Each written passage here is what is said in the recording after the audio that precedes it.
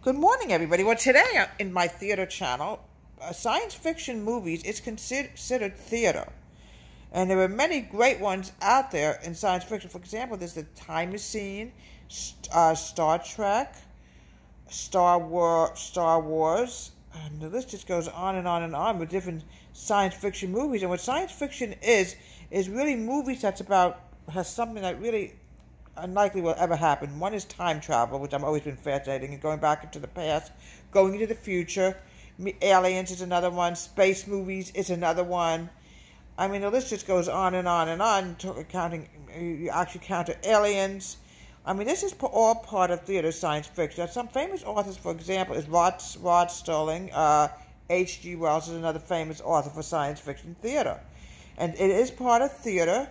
And I've always been very interested in learning more and more about theater. And in fact, I took a class to study movies and how different movies were actually made, like science fiction. And it's absolutely fascinating what we can come up with science fiction. Star Trek was really was a TV show, but then I believe it became a movie. Same thing with Star Wars. It became a movie.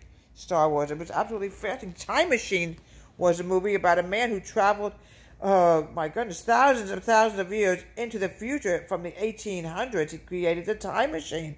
And then there was another sequel movie to the Time Machine that was created many, many years later. And the same thing, man traveled into the future. And, you know, it's amazing how the future was. Also, science fiction, there's also robots involved with it, aliens involved with it. Lost in Space was another science fiction, but we'll get to that one later on. That was more of a TV show.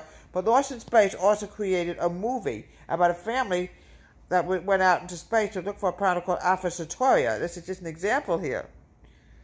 So here we have science fiction movies and who wrote them. The famous author H.G. Wells. Rod Serling was another one.